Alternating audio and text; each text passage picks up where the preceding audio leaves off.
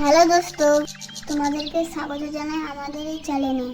আজ তোমাদেরকে শোনাবো রমেশ কাকা ও তার আইসক্রিমের গল্প। তার আগে আমাদের এই চ্যানেলটিকে সাবস্ক্রাইব করুন এবং পাশে থাকেন।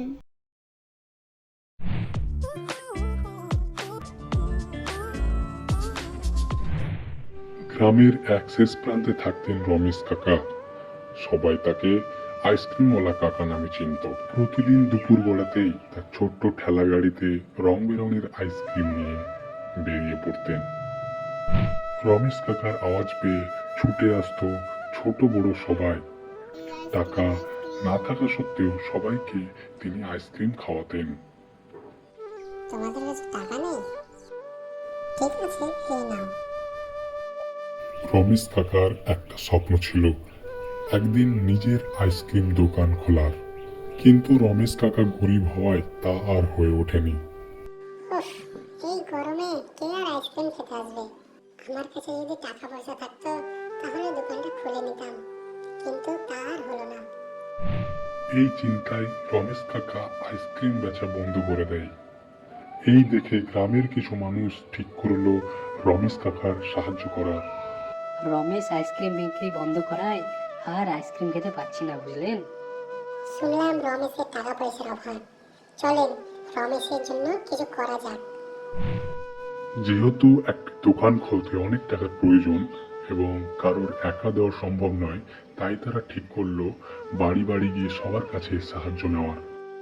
আমরা সবাই রমেশের দোকান খোলার জন্য সাহায্য চাইছি, আপনাকেও সাহায্য করতে হবে। এইভাবে তারা গ্রামের সবার কাছে সাহায্য চাইতে থাকে। রমেশ গরিব ও সৎ ব্যক্তি হওয়ায় সবাই তাকে সাহায্য করে। দেখতে দেখতে অনেক টাকা জমা হয়। টাকা তো তোলা হলো, এবার রমেশকে ডেকে টাকাটা দিয়ে দিতে হবে। আপনি গিয়ে রমেশকে ডেকে আনেন। সুন্দরবাবু রমেশ কাকার কাছে যায় রমেশকে ডাকতে। এদিকে রমেশ কাকা মাঠ থেকে এই মুহূর্তে বাড়ি ফিরে এবং সুন্দরবাবুর সাথে দেখা হয়। শোনো রমেশ, তোমাকে আমার সঙ্গে যেতে হবে। এক্ষুনি এসো আমার সাথে। এই বলে সুন্দরবাবু রমেশ কাকাকে নিজের সাথে নিয়ে আসে।